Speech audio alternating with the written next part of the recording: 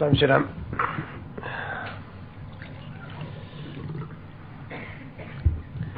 Avez-vous des questions?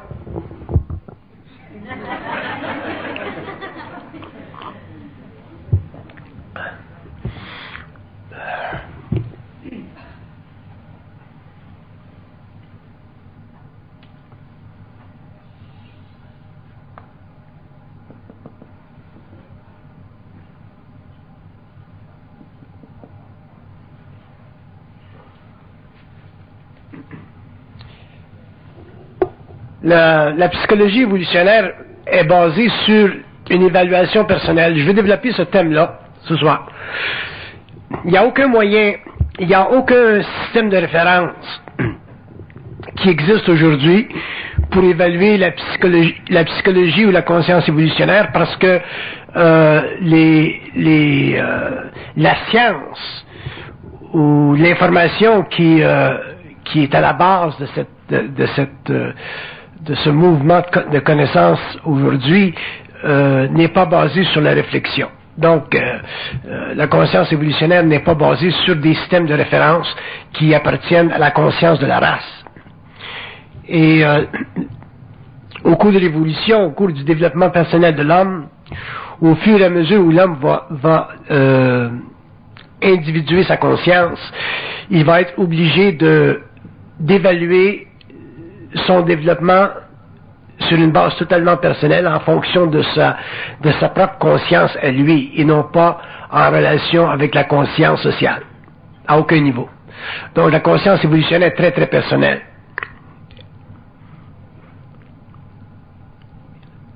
On ne pourra pas référer à la psychologie actuelle, on ne pourra pas référer aux connaissances qui existent dans le monde parce que les structures de cette connaissance-là sont totalement canalisées. Ce sont des structures qui viennent d'une canalisation.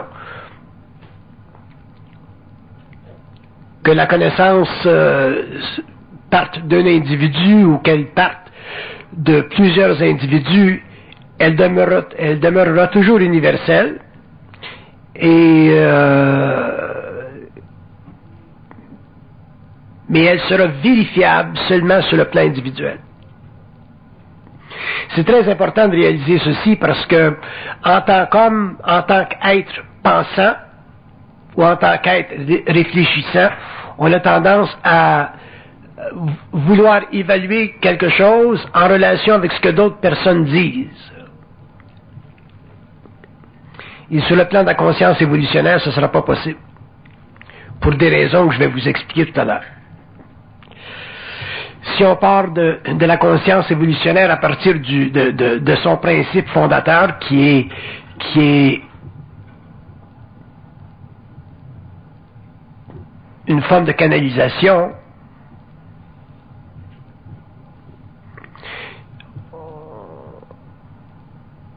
on peut pas réfléchir l'information.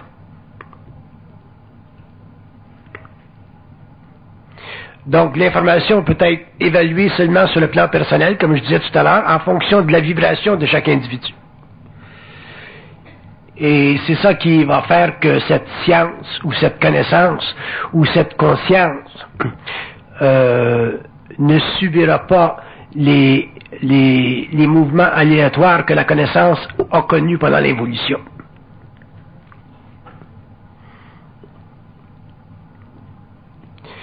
Un individu qui évolue en fonction de cette conscience ou de cette psychologie évolutionnaire-là, avec le temps, en arrive à réaliser qu'il est réellement seul par rapport à lui-même et qu'il est forcé, de par la nature des choses, à évaluer ce qu'il sait en fonction de lui-même. Il peut communiquer avec d'autres personnes, il peut parler avec d'autres personnes, mais même s'il parle avec d'autres personnes, il demeurera son propre évaluateur. Ceci va mener à la construction chez l'homme d'une conscience extrêmement centrique, c'est-à-dire une conscience fondée sur l'intelligence individuée, intelligence extrêmement personnelle, de plus en plus détachée de la conscience de la race.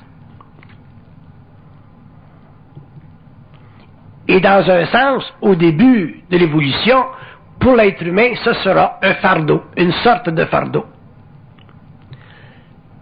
Parce que pendant l'évolution, on a été habitué de penser ou d'évaluer des pensées ou des systèmes de connaissances en fonction de ce que la masse ou la conscience de la masse, à quelque niveau que ce soit, pouvait nous offrir.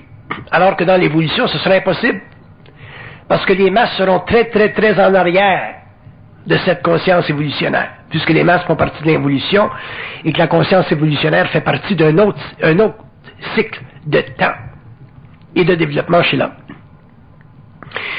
Et en raison de cette condition-là, ce sera la première fois dans l'histoire de l'humanité où l'homme, en tant qu'individu, sera appelé à constater de par lui-même, pour lui-même, en raison de lui-même, que la nature de la réalité est prédisposée à se manifester ou à s'ouvrir à lui selon sa capacité d'en supporter la nature fondamentalement individuée. Alors c'est réellement une situation différente de ce que l'on a connu pendant l'évolution, et ce sera une situation de plus en plus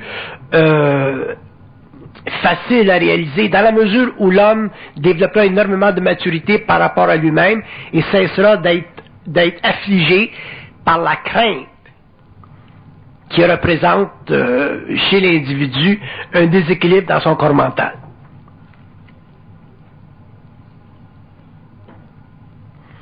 Le contact avec les plans.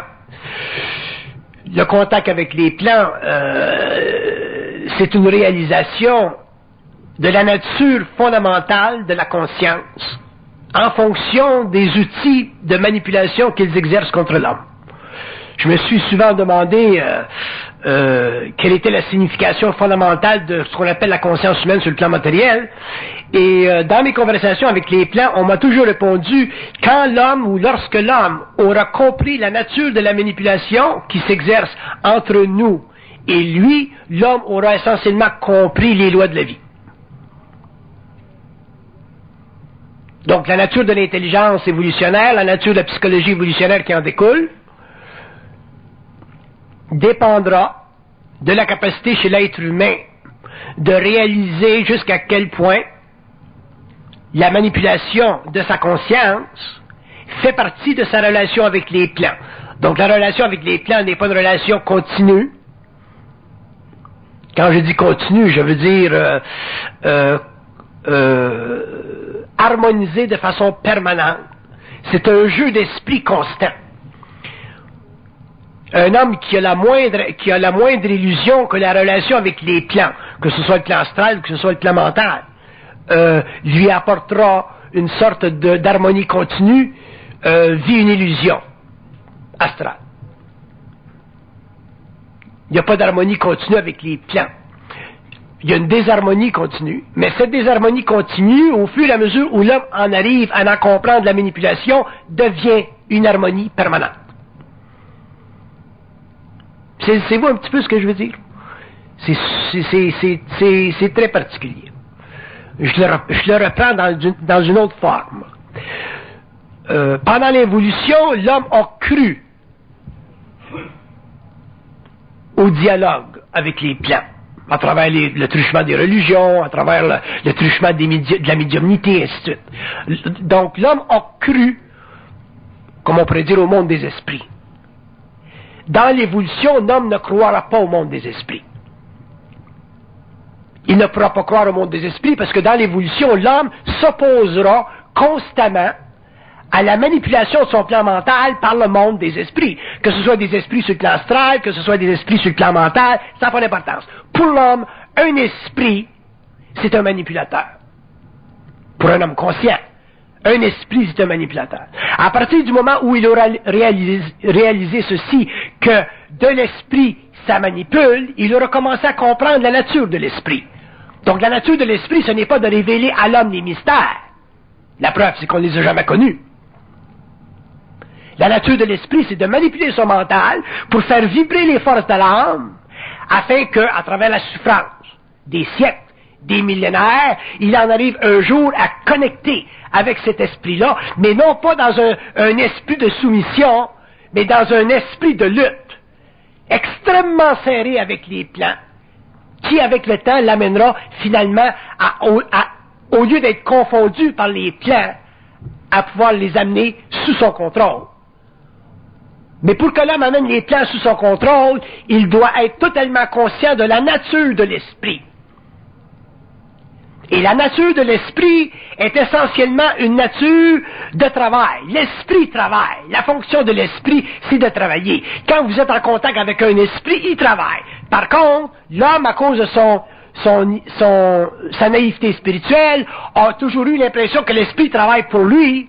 Je parle pas des mauvais esprits, là. Je parle même des bons esprits. Que les bons esprits travaillent pour lui, alors que le monde des esprits travaille toujours et toujours en tension psychique avec lui. La preuve, c'est que sur la Terre, le bonheur n'existe pas. Si le bonheur existait sur la Terre, ça serait un signe que les esprits sont en harmonie avec l'homme. C'est pas le cas.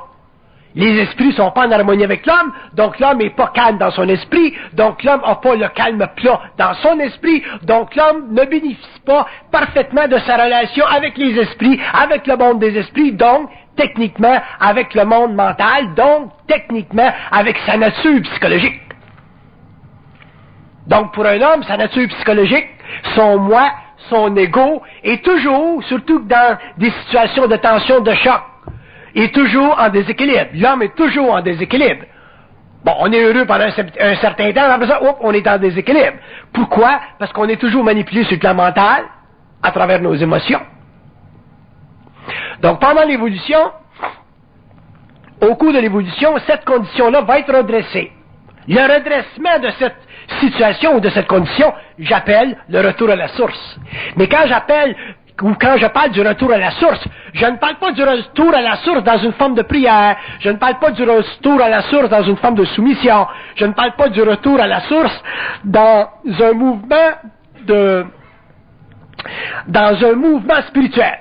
Je parle du retour à la source dans un mouvement guerrier, dans un mouvement de lutte, où l'homme finalement apprend à maîtriser les forces, l'esprit, qui conditionne ou qui manipule son mental, afin d'en arriver, lui, un jour, à pouvoir utiliser l'énergie de l'esprit sur le plan matériel pour en arriver finalement à la conquête, soit de la matière ou à la conquête des questions fondamentales de la vie, autrement dit, l'élimination complète des mystères.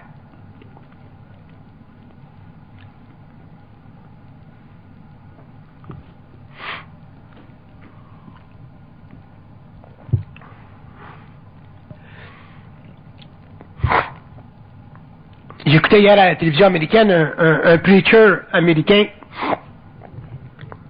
que je respecte parce que c'est réellement un bonhomme. Il a un bel aura. C'est un bonhomme. Seulement, c'est un homme qui est totalement assujetti à la Bible. Et en étant assujetti à la Bible, il est assujetti à des notions de vérité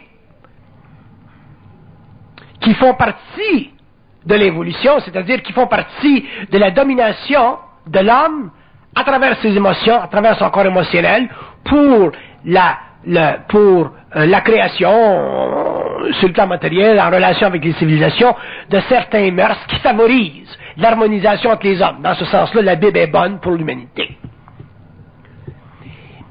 Mais la Bible n'est pas, pour l'homme individué, bonne. Les testaments anciens ne sont pas, pour l'homme individué, bons, c'est-à-dire intelligents, parce que les testaments anciens sont la matérialisation d'une poésie mentale manifestée à travers une littérature ancestrale qui fait de nous des cons.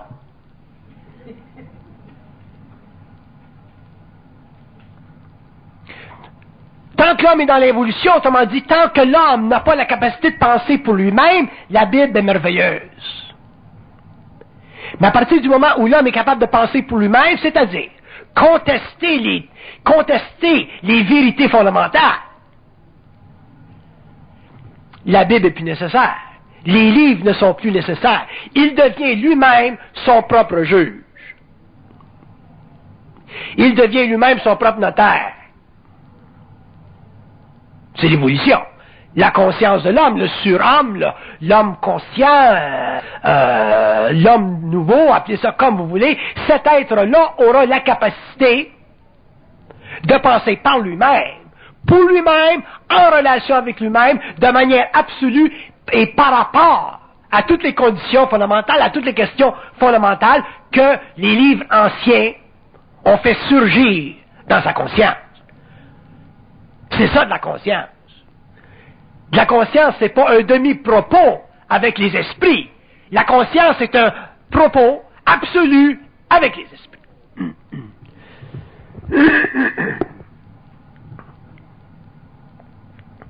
La conscience est un engagement chez l'homme de détruire le pouvoir de domination des esprits qui représente l'évolution sur la Terre. Que vous soyez chinois, arabe, français, allemand, que vous soyez de n'importe quelle race. L'homme conscient est un être individué qui ne s'assujettit pas à aucune conscience, qui travestit sa liberté d'une manière ou d'une autre.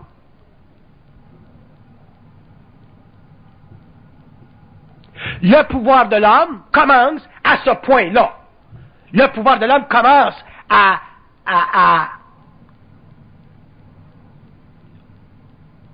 au point où se rencontrent le vrai et le faux, mis en éclatement par le réel.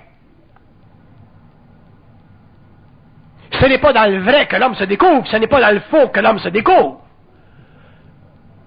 C'est dans le réel que l'homme se découvre. Mais le réel, ce n'est même pas la synthèse du vrai ou du faux. C'est l'éclatement des formes de vrai ou de faux. Faites bien attention de penser que la conscience, c'est la synthèse, ou le réel, c'est la synthèse du vrai ou du faux. Ce n'est pas la synthèse du vrai ou du faux. Vous ne pouvez pas prendre quelque chose qui n'est pas réel, le mélanger avec quelque chose qui n'est pas réel, pour faire du réel. Le réel, c'est l'éclatement de la forme, du vrai ou du faux. Donc, que l'homme qui a une conscience réelle, autrement dit, qui a une conscience évolutive, ou qui est capable, quand il est arrivé à pouvoir penser par lui-même, j'ai pas dit réfléchir, j'ai dit penser, c'est-à-dire savoir par lui-même, n'a plus besoin du vrai ou du faux. Il peut en comprendre la fonction sociale, la fonction historique, mais il n'y en a plus besoin. C'est pour ça que pour un être conscient, les livres anciens sont simplement des œuvres archaïques qui ne conviennent plus à son esprit. Un homme conscient ne lit pas la Bible parce qu'il voit trop à travers la Bible. Il ne lit pas le Nouveau Testament non plus parce qu'il voit trop à travers le Nouveau Testament. Non pas que le Nouveau Testament ou la Bible ne sont pas bons, utiles pour l'humanité, mais pour lui, en tant que conscience individuée, ces œuvres-là ne constituent plus, pour lui, de fondation qui mène directement au réel. Donc, si ça ne mène pas au réel pour lui, en tant qu'individu, ces œuvres-là sont surannées, sont dépassées. Donc, il doit aller à d'autres choses, qui écrivent ses propres livres.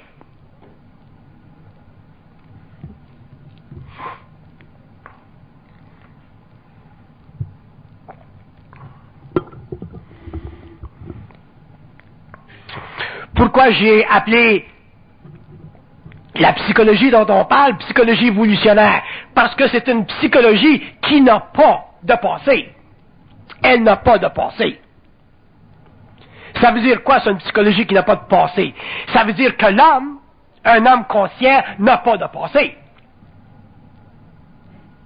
Il vit dans un instant, il vit dans une conscience créatrice, mais il n'a pas de passé parce que ce qu'il sait ne fait pas partie de la réflexion. La réflexion étant la structure du passé. La mémoire étant la fondation de la réflexion du passé. Un homme conscient ne vit pas du passé.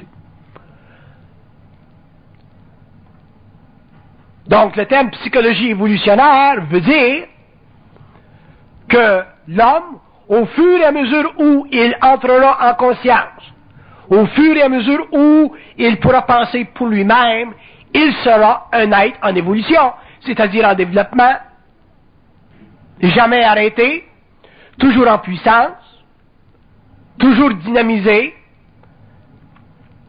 et il ne vivra jamais dans le musée de sa conscience, comme nous l'avons fait pendant l'évolution. Musées qui ont été utilisés, structurés, maintenus par les pouvoirs temporaires.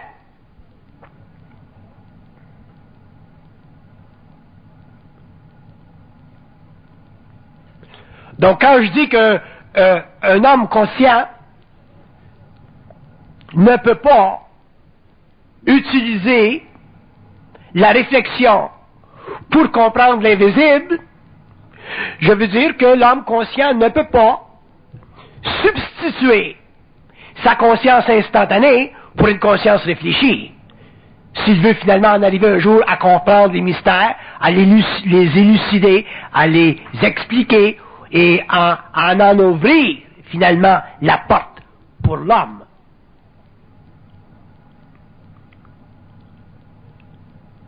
Un homme qui ne réalise pas que l'essence de la vie qui a été toujours recherchée par les philosophes et les systèmes, l'essence de la vie, elle est fondée non pas sur la question fondamentale, d'où je viens, où je suis, où est-ce que je m'en vais, mais sur la manipulation de sa conscience mentale qui l'empêche de savoir d'où il vient, où il est et où il s'en va. Parce qu'une fois que une fois que l'homme ne sera plus manipulé dans sa conscience mentale, ça sera très facile pour lui de savoir d'où il vient, où il est, où il s'en va. Mais chercher d'où on vient, où on est et où on s'en va quand on pense, c'est une aberration, c'est une perte de temps.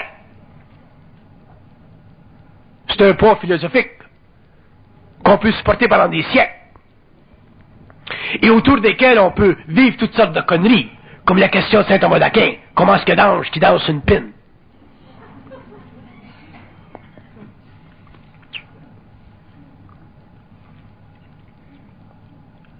Alors, les conneries d'évolution qui font simplement partie de la manipulation du mental humain, autrement dit, de l'impossibilité de l'homme de penser par lui-même, parce qu'il n'y a pas de coefficient de télépsychie chez lui, puisqu'il n'est aucunement conscient des entités qui manipulent son mental.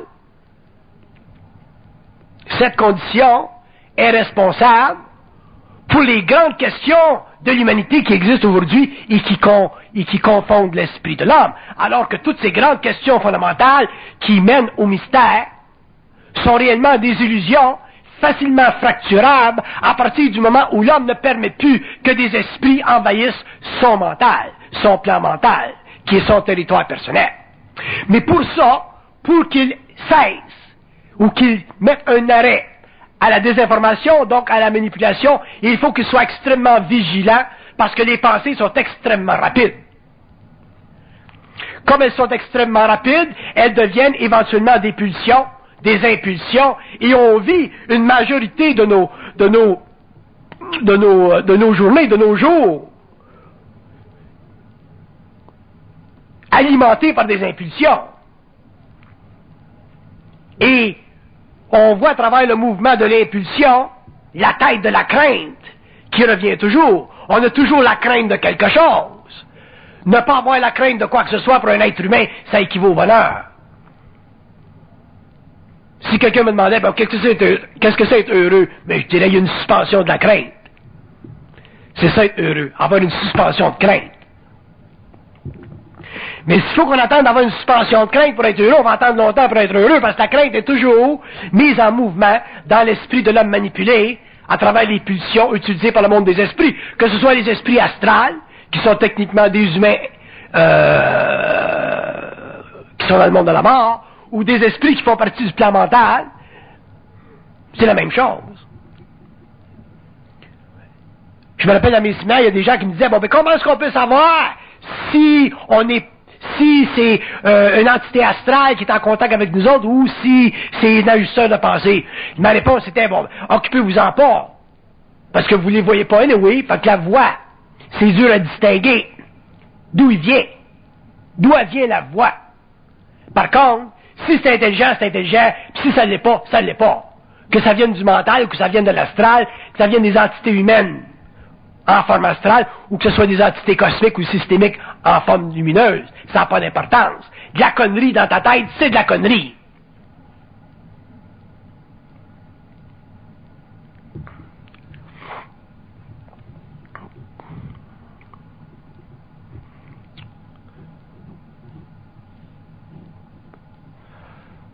Un homme qui commence à réaliser que la manipulation de sa conscience mentale équivaut au viol psychologique de son moi, commence à comprendre ce qui se passe dans sa tête.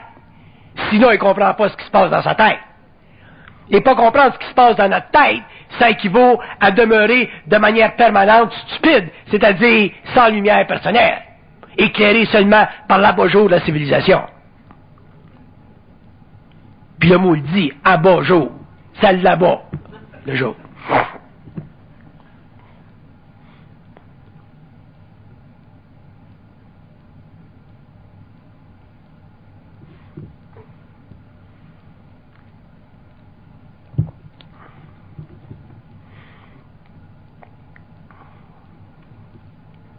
Si jamais vous voulez tester la nature de votre conscience mentale, bon ben, prenez les prières des mystiques ou les prières des gens là, qui, au cours de l'évolution, ont été proposés à notre conscience humaine comme étant des modèles de vie.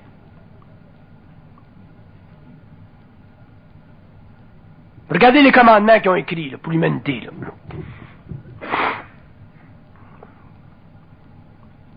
Si vous êtes saint d'esprit, Dieu va vous recevoir. Si tu es saint d'esprit, autrement dit, si tu es con, les portes du ciel vont s'ouvrir. Si tu es un pauvre, tu vas hériter de la terre. Je connais pas ça encore, j'ai jamais vu ça. Si tu es un pauvre, tu vas hériter de la terre. Les pauvres hériteront de la terre. Continue un économiste.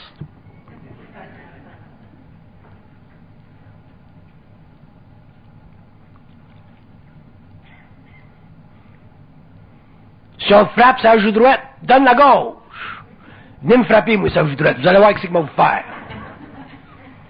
Puis c'est constamment comme ça. Pourquoi? Parce que les pouvoirs spirituels ont utilisé la faiblesse de l'homme pour se constituer, pour eux, un pouvoir temporel sur la terre.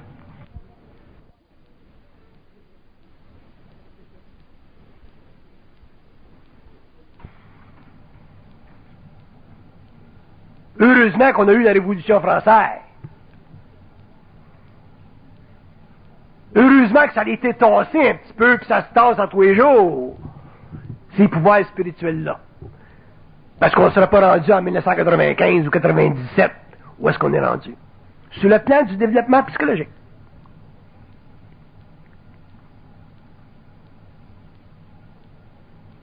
Puis c'est la même chose pour le monde des esprits. Les esprits sont autant aussi enculés que nous autres on peut l'être. Pour des raisons différentes. Pour des raisons d'évolution de l'âme. Ils vont vous dire ça souvent. Pour l'évolution de l'âme.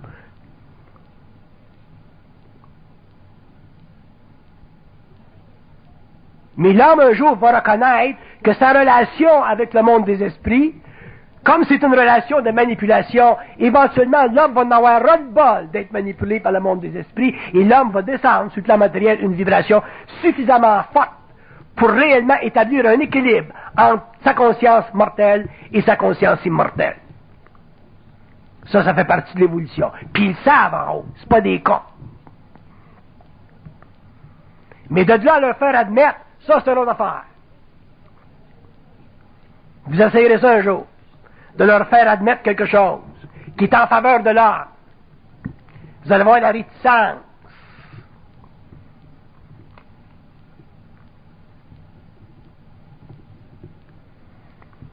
Essayez de leur faire admettre qu'un jour l'homme aura le pouvoir sur ses sphères. Vous allez voir ce qu'ils vont vous dire. Vous allez voir si ça les énerve.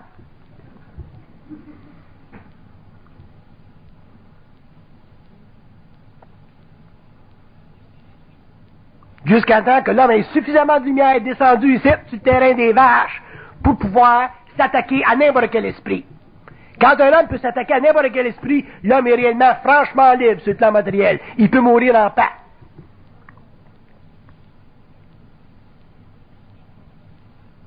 Dans son temps.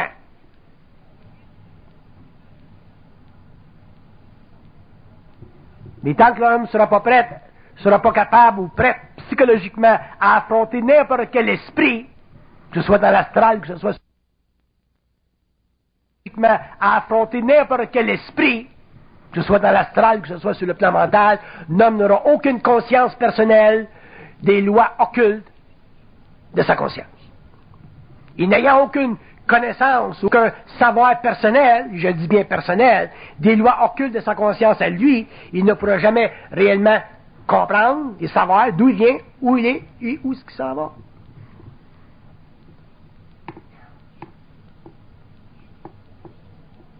Parce que premièrement, savoir d'où ce qu'on vient nécessite de l'information suprasensible. Ça nécessite un accès dans nos archives. Ça nécessite une capacité de comprendre parfaitement nos vies antérieures, sans les overlapper. Comprendre où on est présentement, ça implique qu'on est capable, aujourd'hui, d'être totalement libre du karma personnel qui nous est imposé par les lois de l'évolution, par les lois d'incarnation à cause de notre passé évolutif. Puis savoir où est-ce qu'on s'en va, ça nécessite automatiquement que l'homme ait une conscience prépersonnelle qui puisse l'instruire des dimensions, des structures, autant politiques que spatiales des mondes invisibles. Mais plus l'homme trempe dans l'avenir, plus il est capable de tremper dans l'avenir, plus il est capable de se dissocier de sa pensée réfléchie pour finalement entreprendre un développement fondamental en ce qui concerne sa pensée prépersonnelle. Mais la pensée prépersonnelle, c'est le lien télépathique avec la gang en haut.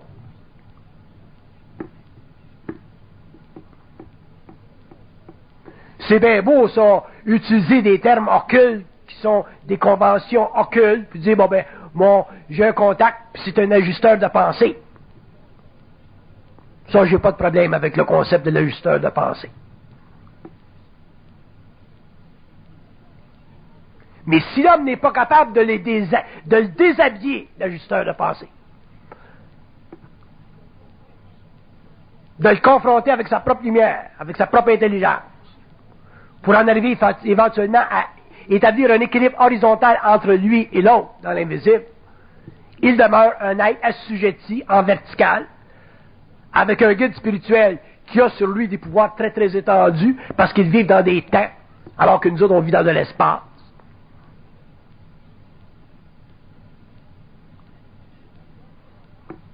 Et l'homme est incapable, à ce moment-là, de conquérir sa propre nature, qui est quoi? Qui est sa capacité de pouvoir intervenir directement dans le jeu de manipulation qui s'exerce entre les plans et lui pour parfaitement comprendre la dynamique de sa vie, le mouvement de sa vie, et en arriver finalement à établir sur le plan matériel une condition d'expérience qui cesse d'être karmique pour en arriver finalement à être totalement et instantanément créatrice, ce qui est le désir de tous les hommes souffrant sur la terre pendant l'évolution.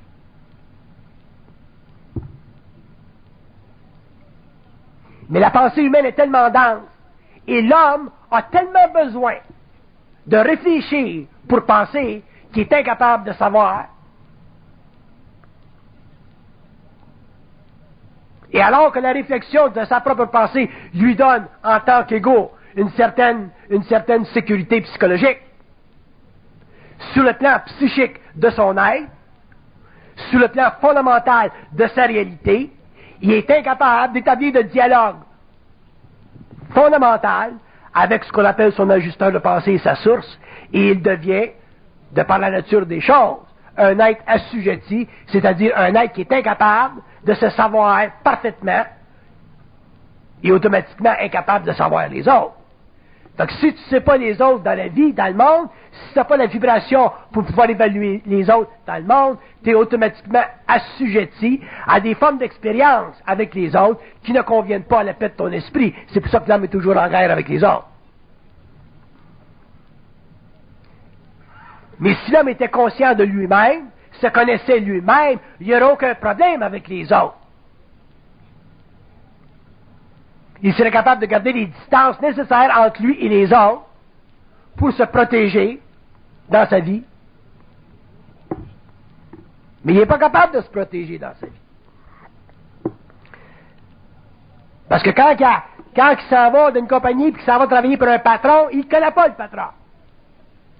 Il n'est pas capable de l'évaluer, le patron. Parce qu'il n'est pas capable de s'évaluer lui-même. Fait qu'il n'y a pas de protection contre le patron. Si le patron c'est un con puis c'est un bon manipulateur, le gars il est fait à l'as. Puis dans la vie, on est assujetti à cette condition-là. L'autre est toujours capable de nous manipuler d'une manière ou d'une autre, inconsciemment, parce qu'on n'a pas suffisamment de connaissance de soi pour le connaître, lui. Alors, on n'est pas simplement victime des plans, on est victime aussi de l'âme. Fait qu'on a une vie très dure sur la terre.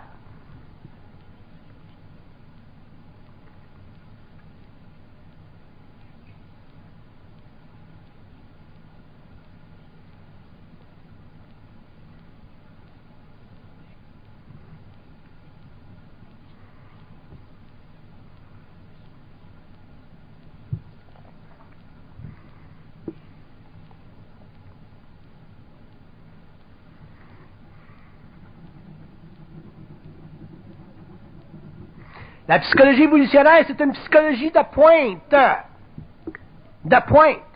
Elle n'a aucun passé.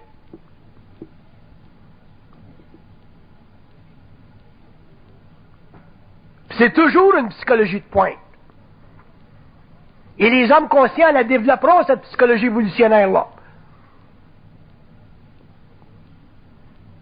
Parce qu'elle est aussi subtile, aussi complexe que la vie elle-même. Pour la simple raison que l'explication de la vie nécessite l'explication des manipulations entre l'homme et les plantes.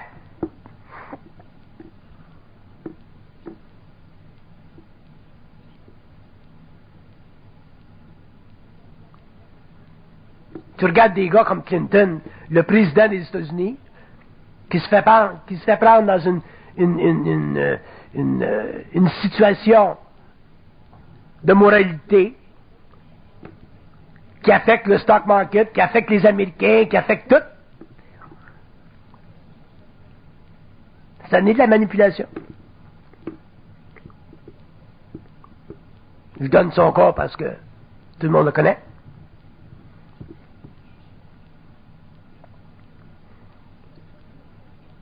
Alors, c'est différents niveaux de manipulation qu'on vit dans nos vies personnelles, dans nos expériences personnelles. C'est toujours le même jeu qui existe entre l'invisible et le plan matériel. C'est l'histoire de l'humanité, dont on a fait des légendes à tous les niveaux. Puis on appelle ça la sagesse de la race.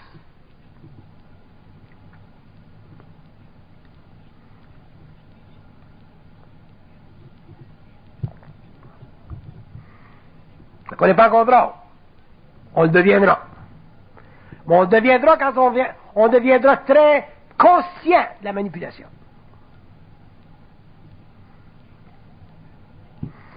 Tu leur demandes à eux autres en haut, pourquoi est-ce que l'homme est manipulé? Pourquoi est-ce que ça ne sera pas autrement? Puis ils vont vous répondre, ça fait partie de l'évolution de son âme. Si tu dis, bon, ben j'en ai plein de cul de l'évolution de mon âme. À ce moment-là, tu te commences à prendre conscience. Mais si tu restes confiné, prisonnier de la notion de l'évolution de ton âme, ben, tu deviens un mystique.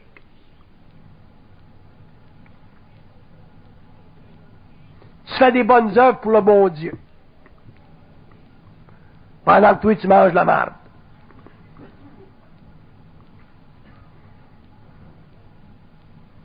Fait que ça va loin, la manipulation.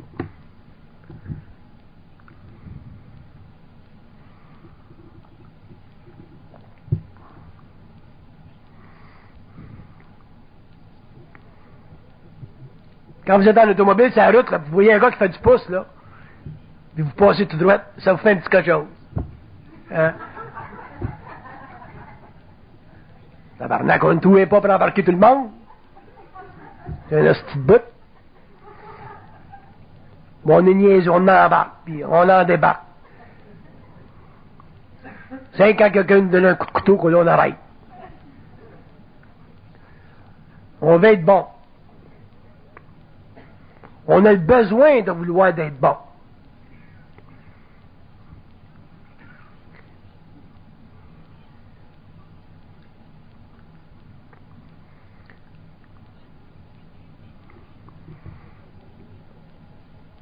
Le besoin de vouloir être bon. Puis ça nous a été inculqué, ça. Puis je comprends, ça a une fonction, ça fait partie de l'évolution, c'est bon pour la société, tout ça. Mais ça fait quoi pour l'individu? Absolument rien. On se retrouve à 45 ans, on a le cul sur la paille, on a été bon tout le temps, on a tout donné. Il y a une femme dans mon séminaire, il y a bien des années, elle me dit, Monsieur Bernard, elle dit, j'ai trop d'argent, je me sens assez mal. Alors, j'ai dit, Chris, on va tout passer les petits sacs, là, tu mettras ça dedans. Elle a compris le message. Mais là, ce petit bout, c'est rendu que je sac tant que je suis fâché. Un mot du bout.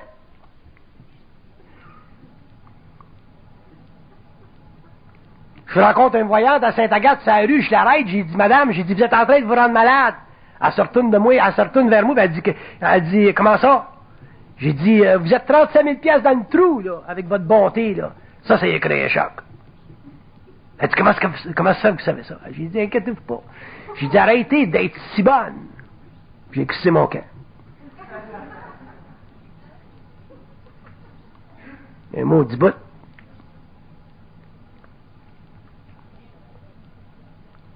Fait que ça va loin, la manipulation. C'est pour ça que la psychologie évolutionnaire, c'est une psychologie de pointe.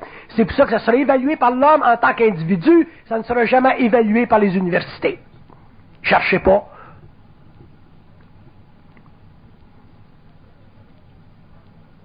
C'est la première fois dans l'histoire de l'homme qu'une science ne fera pas partie des universités. Ça va faire partie de la conscience de l'homme. Point final.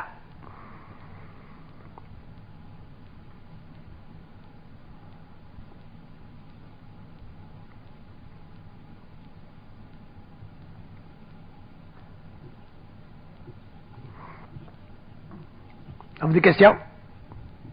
Oui, parlez fort parce que c'est enregistré, ça.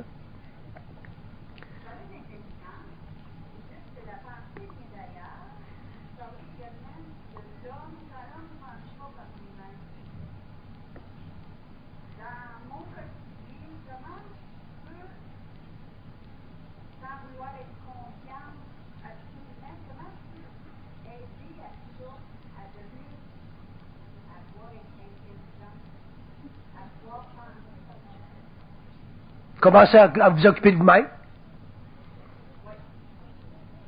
Je vais vous donner un exemple. Je vais vous donner 3 aspects de chez vous, de vous-même, à corriger.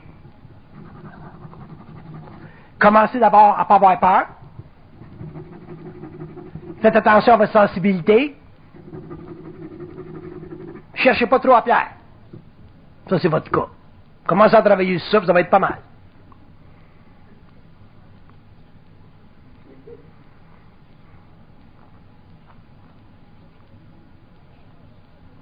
La psychologie évolutionnaire, c'est pas une psychologie didactique. C'est pas comme apprendre une philosophie. La psychologie évolutionnaire, c'est une psychologie de dépouillement dans le sens que l'homme en arrive graduellement au centre de lui-même, au fur et à mesure où il apprend à éliminer les illusions qui constituent la structure psychologique de son ego. Ça, c'est pas facile parce que ça fait partie de notre culture, ça fait partie de notre éducation. Ça fait partie du développement de notre moi.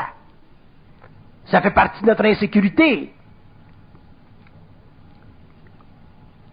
On a été éduqués à ne pas penser par soi-même.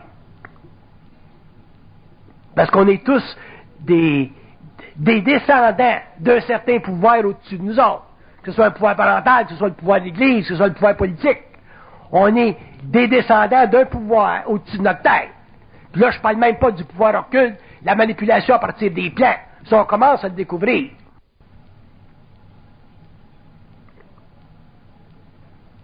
Le problème fondamental de l'être humain, c'est qu'il ne s'occupe pas de lui-même. Quand je vous dis s'occuper de lui-même, je ne veux pas dire dans un sens égoïste. Je veux dire s'occuper de lui-même dans un sens centrique. Tu peux être centrique, puis en même temps pouvoir donner un au monde à quelqu'un si en a besoin. Mais quand tu en donnes parce que tu veux y en donner. Tu en donnes pas parce que tu as une émotion qui te pousse à le faire. Tu en donnes pas parce que ça va faire plaisir au petit Jésus. Tu en donnes parce que ça fait plaisir à toi. Donc ta générosité, elle devient intelligente. Mais c'est pas de la générosité intelligente qu'on a, nous autres. C'est de la générosité chrétienne. Pas pareil.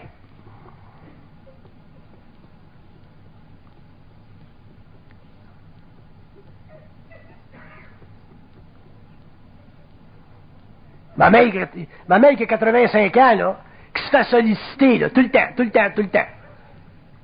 À gauche, à droite, à gauche. J'ai dit, arrête ça. J'ai dit, t'aurais plus une scène tout à l'heure à me donner. Là, ça l'énerve. Si je disais, ben, t'aurais plus une scène tout à l'heure, ça le dérangera pas trop.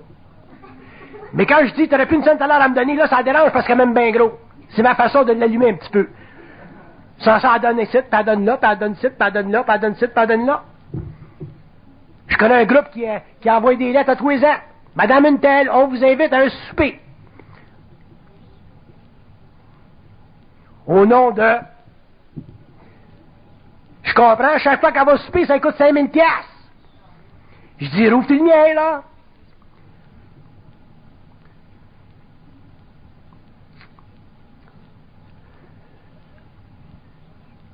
Elle va aller au ciel. Elle va aller au ciel. Là, j'attaquine pas trop sur ça. Pas l'énerver.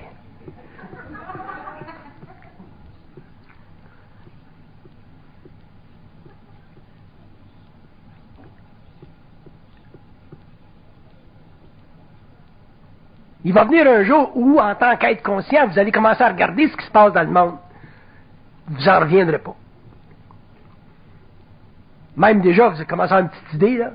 Mais quand vous allez réellement regarder, quand vous allez pouvoir prendre n'importe quoi, la Bible, le Nouveau Testament, les philosophies, les systèmes, n'importe quoi, puis tout déshabiller ça, cette affaire-là, là, vous allez voir qu'il ne reste plus grand-chose.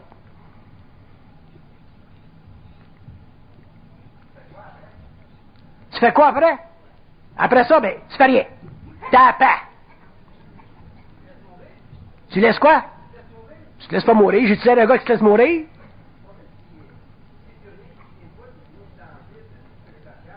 Ta question est bonne.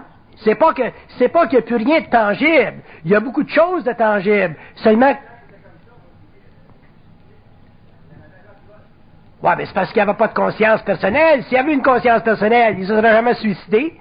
Les gens qui se suicident, c'est parce que des gens qui se laissent astraliser, se font encore partie de la manipulation. L'autre bord, ils te ramènent chez eux.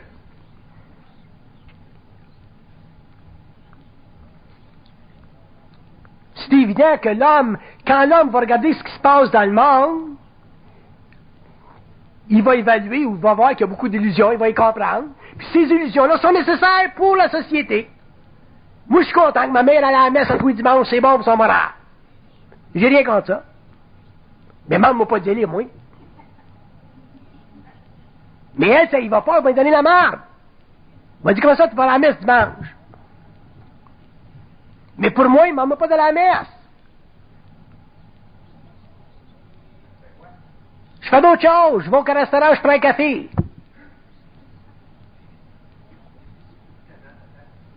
Finalement, quoi? J'attends rien.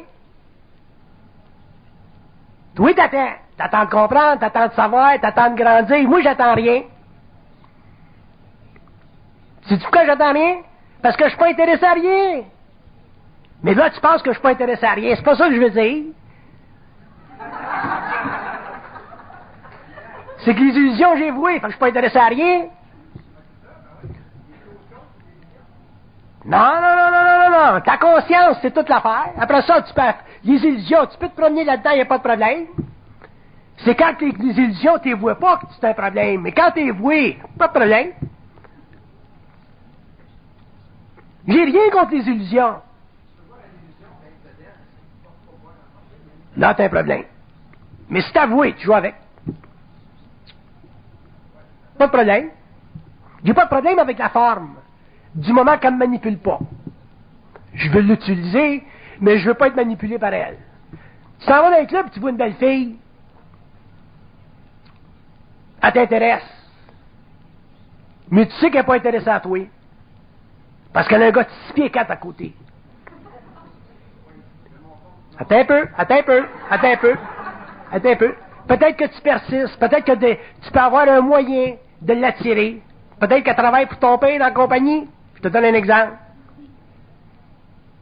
Mais elle t'attire tellement, la fille, que tu vas arriver chez vous, tu vas y penser. La semaine prochaine, tu vas la rencontrer sur la rue, puis tu vas travailler à l'amener dans ta vie, cette fille-là. Ça, c'est une illusion que tu peux utiliser si tu es conscient, ou dont tu peux être utilisé si tu es inconscient. Ça dépend comment est-ce que tu deals avec. J'ai rien contre les illusions. Je suis pas un con, je sais que ça existe. Mais de là être prisonnier des illusions, être manipulé par les illusions, c'est un autre paire de manche. C'est ça le problème de l'âme.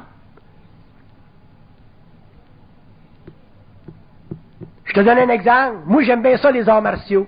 J'aime ça voir un bon film où les gars se tapent la gueule en professionnel. Ça me relaxe.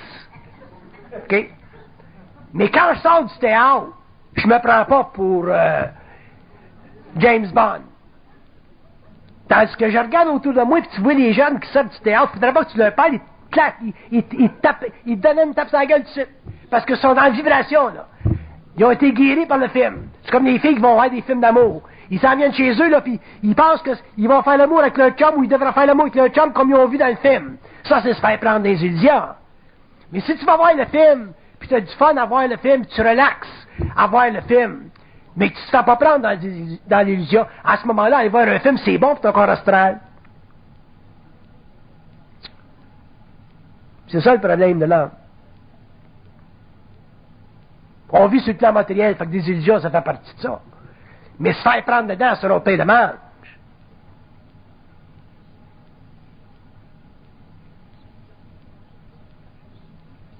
Ça, c'est sur le plan matériel. Imagine-toi sur le plan psychique, c'est encore pire. Parce que c'est des malades, l'autre bord. Ils peuvent faire n'importe quoi. Un gars qui se fait inviter au suicide, tu penses que c'est pas l'illusion ultime?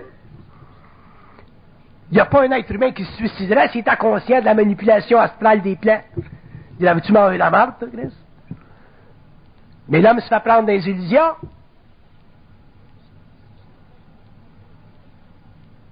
Le gars, il entend la voix du Christ. Il pense que c'est le Christ qui parle. Ah ouais, donc. Il se fait sauter. Il écrit à sa blonde, bon, je m'en vais rencontrer mon maître. Quand t'arrives de l'autre bord, c'est pas ton maître que tu rencontres.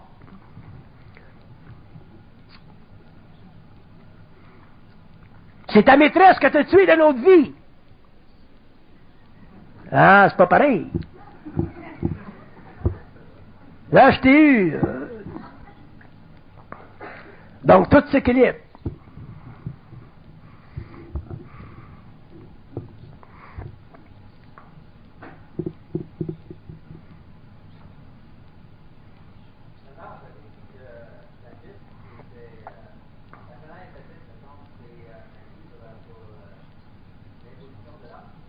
C'est ça.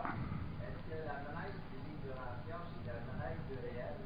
Sont tous des livres sur l'évolution de l'homme? Le livre du Rancière, ça fait partie de l'évolution de l'homme. C'est ça. C'est des notions qui sont totalement neuves, qui sont totalement fondées sur l'appointement de certaines entités systémiques vers des groupes humains sur la Terre, pour l'élimination dans la conscience de l'homme des mirages puis des illusions spirituelles de l'évolution. C'est pour ça que d'ailleurs que ces livres-là, comme Urantia par exemple, créent des chocs sur le plan émotionnel. Ça réveille l'homme. ça l'amène à constater qu'il y a des structures dans les mondes invisibles qui font partie de l'ordre systémique des choses, puis qu'il est temps que l'homme, finalement, maintenant qu'il est rentré en science, qu'il a développé un corps mental suffisamment avancé à la fin du 20e siècle, que l'homme est prêt finalement à venir en contact avec des notions qui sont neuves, nouvelles, à sa mesure, pour son âge, pour son cycle. On ne peut pas rester dans la Bible indéfiniment. Un jour, il faut qu'on gradue de ça. Ben là, dans l'évolution, on commence à graduer de ça. Le livre du Lancia, c'est un exemple. Puis il y en a d'autres. La Genèse du réel, c'est un autre exemple. Ça demande de la réflexion si vous y réfléchissez. Mais si vous y réfléchissez pas, à ce moment-là, ben, vous traitez avec ces œuvres-là simplement sur un plan vibratoire, puis vous n'êtes pas prisonnier de l'affaire. Si vous voulez lire la Genèse du réel d'une façon intelligente, lisez-la n'importe où. Lisez-la quand ça fait votre affaire. Cherchez pas de continuité psychologique dedans. Et surtout, cherchez pas la vérité dedans. Si vous ne cherchez pas la vérité, vous allez vous habituer à la vibration, puis éventuellement, vous allez pouvoir comprendre différents niveaux de conscience qui sont infusés dans ces formes-là, puis ça fait partie de votre propre conscience personnelle. Mais si vous lisez ça comme des œuvres absolues, des œuvres fixes, à ce moment-là, vous perdez votre temps, parce que peut-être dans 10, 15, 20 ans, il y a quelqu'un qui écrira une autre Genèse du réel, une Genèse du réel 2, puis en arrivera finalement à encore perfectionner la forme. Puis ça va continuer comme ça indéfiniment, parce que